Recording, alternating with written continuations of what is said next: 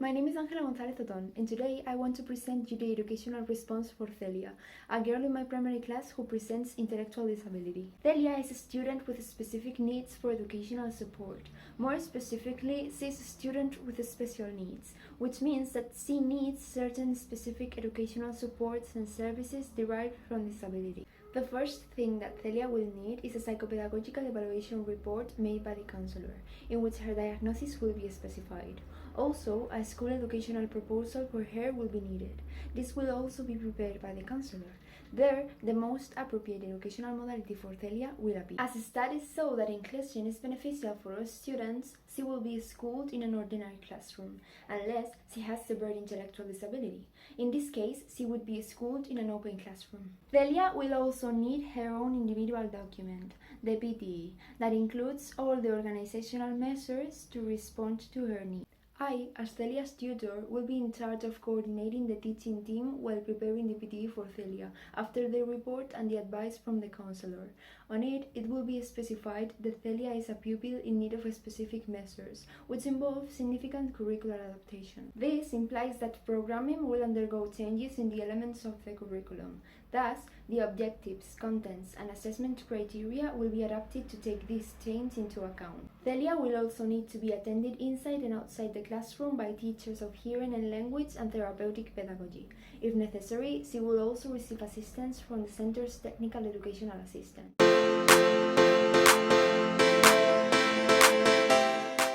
Ordinary measures would be required. This means facilitate the adaptation of prescriptive elements of the curriculum without modifying its objectives.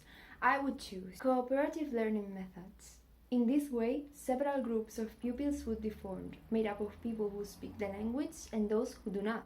In this way, we would make it easier for those who do not speak the language to take part in the proposed activities. Their classmates would also be much more involved in trying to help them. Co-teaching to teachers in the ordinary classroom. Thus, as there is a high percentage of people who do not speak the language, they could all be well attended in the class. Peer tutoring. In this way, the children who are proficient in the language would help the children who do not know the language in the classroom once they have finished their homework. This would also involve all pupils in their integration into the class, teaching them to be inclusive. The flexible use of spaces and time, to allow them to take their time in doing the same tasks as their peers.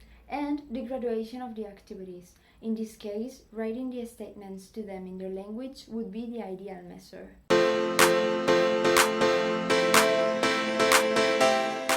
I think that I deserve a 7. I have worked hard during the whole course to do all the activities, and I have always tried to have all the concepts clear about the subject. However, there is always room for improvement, and in my case, I consider that I have not completely mastered all the concepts of the subject.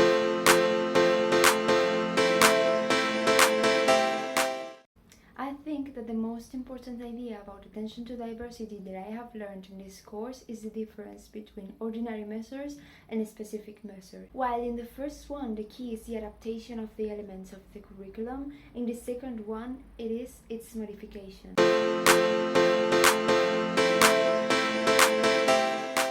I have always considered attention to diversity important, but I have to admit that not as much as now. Above all, the videos that the teacher has provided us with and the account of her personal experience have helped me to open my eyes and to give it even more importance.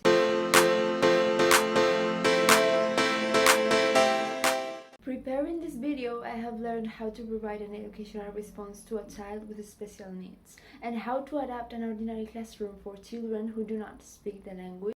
I hope you liked this video. See you soon!